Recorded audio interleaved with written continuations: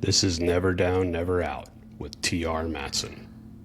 This podcast is about discipline when motivation fades, resilience when things get hard, and showing up when quitting would be easier. No hype, no shortcuts, just the mindset required to build something real. One day at a time. Let's get into it. Good morning. Welcome back to the Never Down, Never Out podcast. T.R. Matson. Trying to gain some energy this morning. I'm not going to lie. I'm going to try to bring the intensity. I think this is a good topic. Definitely one I can relate to. And I think one that other people can relate to as well. So for those just tuning in, thanks again. I appreciate all the support. The outpouring has been amazing. Really not what I expected. I should have started sooner if I knew it was going to be this one. But we are right in the middle, well, towards the end now, towards the end of our first block here. Episodes 1 through 30 will cover the foundations of mental toughness. Episode 27, to be able to see episode 30, not only on the horizon, but pretty darn close, is crazy to me. So I do have a plan for episode 30. So be sure to tune in and be sure to listen to it on the day that it goes live. So keep up with me. There'll be a little special something if you listen on that day only. So that's all I'm going to say for now. But today, what are we doing today? Why hard seasons build strong people? Well, do they? That's a question we have to ask off the bat. I mean, do they? Do hard seasons just beat people down? Do they just make them want to give up and quit and just question why they're doing any of this? Who knows? I don't know. I mean, I'm still here. I'm still kicking, right? Many of you know, if you follow me on other social medias, my mother's currently going through a battle with breast cancer right now. And, I talk to her, I go, this is just a season of your life, right? This isn't it's not a death sentence. It's not the end. It doesn't define who you are. It is just a season in your life right now. We have to get through this season. We have to beat the cancer and we move on. That's what we do. And you'll be stronger for it. And I remember telling her that, and she told me, she's like, I know, and she's very positive with it. I'm in awe of her strength, to be honest with you. But when she's in the moment, it's often hard to remember that, right? It's easy to be like, hey, this is going to be hard, but you'll get through it when you're just facing it. But once you're in it, once you're in the day-to-day grind, it's tough to remember that sometimes. So do hard seasons build strong people? In my experience, in my life, I think the answer is yes. They absolutely do. If you live a soft, easy life, which I did as a kid, right? I didn't really try too hard to do anything. I didn't really overexert myself working. I've talked about how, missed opportunities could have gone to the Naval Academy from my high school if I had just applied myself in high school and worked hard. Didn't. Definitely could have done a lot better in my first year in college. But I just didn't. I just didn't really. I lived a pretty easy, cushy existence. And then I started getting hit with some adversity. It happened a little bit in high school, where I blew out my ankle, and that injury kind of threw me for a loop, which caused me to gain a lot of weight and all that. That was a little bit of adversity, but anybody who's hurt themselves or injured themselves, that's a different kind of adversity. It was tough, right? I hated being in a cast. I hated being in the hospital. My leg was itchy. My body smelled. My left calf was completely, the muscles had completely gone. I hated all that. But eventually it was like, okay, well, whatever. People break things. I didn't break it, but people break things. People hurt themselves. It's not the end of the world.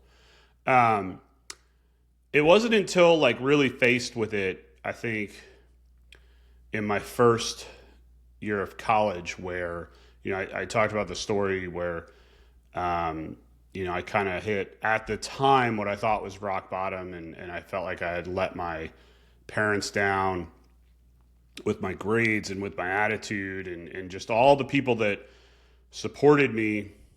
And I just kind of wasn't putting in the effort relative to their support, I guess is the best way to put it. And things started not going my way. And I think when things started not going my way, that was the first season I'd experienced in my life. One of many, as you've heard from some of the stories, where I was at a crossroads to where I needed to either get stronger for it and learn, or this was just going to be a cycle I lived my whole life. And I was going to constantly have this adversity hit and knock me back. The old adage of, 2 steps forward, 1 step back. Well, that's still 1 step forward, right? Because we're growing and we're getting stronger. But when you look at it and you just let it keep piling on, then you're just going backwards, right? So I think I saw that a lot in that when I look back at that phase of my life in college, first year of college. Then we talked about it just recently, a week or so ago, about getting to A&M and the lieutenants behind my back laughing at me essentially because I wanted to be in the ROTC unit. That was a heck of a hard season. I mean, I was alone, and my parents are massively supportive. Don't get me wrong. They were there, but this was the first time I was far away from home. And that fundamentally is different because when you're that far away from home, you can't just go see mom and dad. You can't just go see your family or your high school friends or all that. It was a whole different world. And I felt like when I first got to Texas A&M that I was on an alien planet because it was so different from where I grew up. I mean, so different. So you add all that into it, and it became one of the hardest seasons of my life. And it was on me. I had to take ownership like we talked about. I had to take ownership of my life and my actions. Nobody put the Twinkies in my mouth. Nobody was telling me to sit on the couch. I had to do all of that. Plus, I still had to try to get a scholarship. Because remember, at the time, ROTC, if you don't have a scholarship by your junior year, you're out. They have you could try another path to the military. So I was still trying to do that while doing all this. And I was away from home. It was a very difficult season. But the momentum that I gained, the confidence that I gained, I will remember it vividly. And go back and listen to the episode about the story because I think it's important. But when I was asked my second year at A&M to come back, they do I forget, I think it's like a fish camp is what they call it or something. It's been a while, so I love A&M. So somebody will correct me on what it is. But they did a fish camp where all the cadets for the Corps cadets were coming in early to get prepared before school started.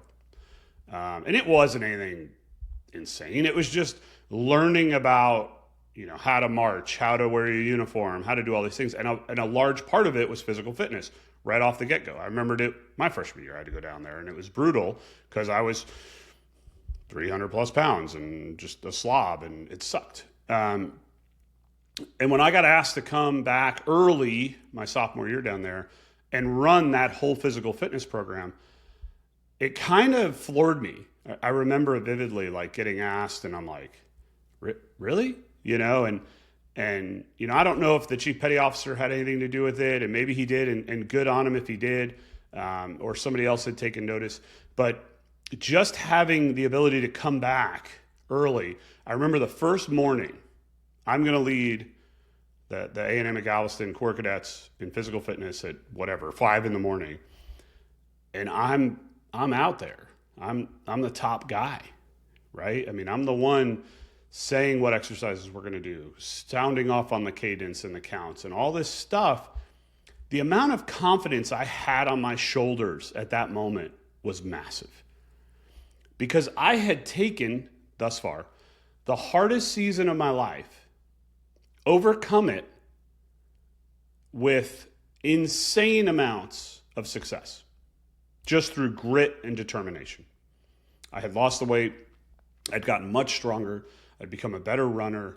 All of these things, and now I'm in charge. And standing up there, that it was like being a different person.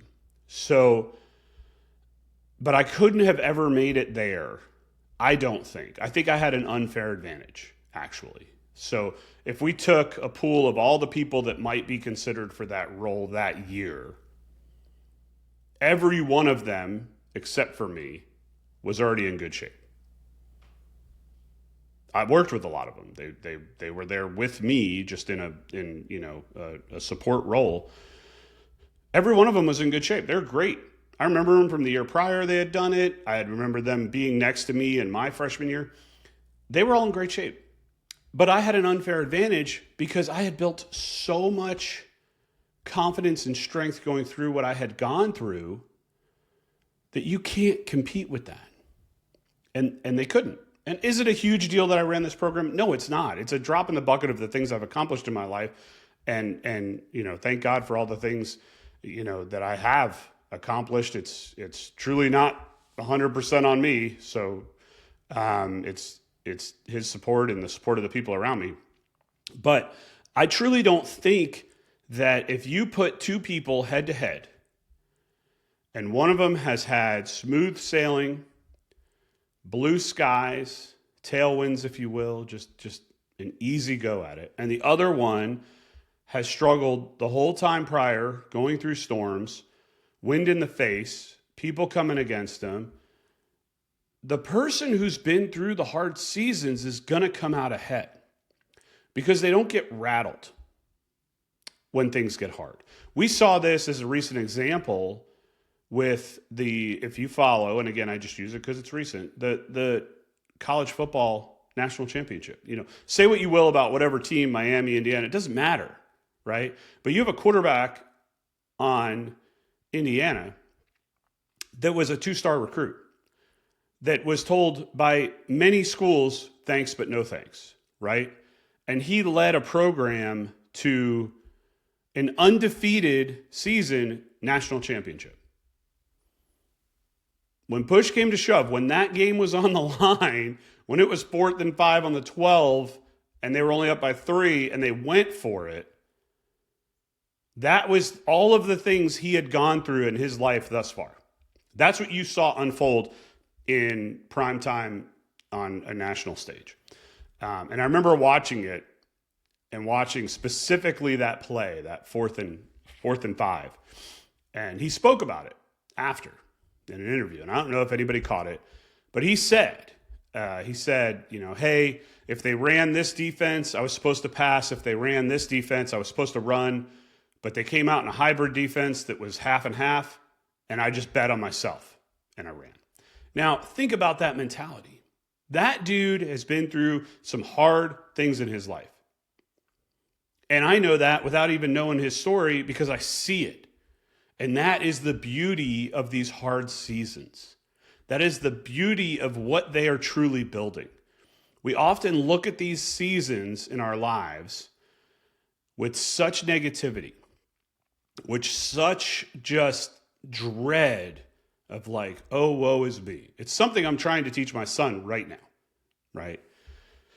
If he struggles with a subject or if he doesn't feel like doing his schoolwork or something like that, you just see it. Like, it's just like the shoulders slump and his body language changes and all this. And I'm trying to explain to him that, like, hey, little man, if you can push through these things that you don't like, down the line when it really matters, right? When it really, like, this is your moment to define you in life, you will have had all this and you'll just roll right through it because you know that you have the strength because you've been through stuff. This ain't your first rodeo, as they like to say, right? And if we look, and we will talk about, because I'm going to get massively vulnerable throughout the series here and tell stories that I have not told ever publicly. But if we look at the things that I go through later on in life and the success that I have from those things, it is directly related to the fact that I had struggles when I was younger that I had to push through. The strength that I brought out in those things came from the strength I built in the hard seasons. It's that simple. Try to be a very open-minded individual. This is one of those things that you're not going to convince me that you are not built in your hard seasons. You're not. Your strength as a human being, who you are at your core, is built through those seasons.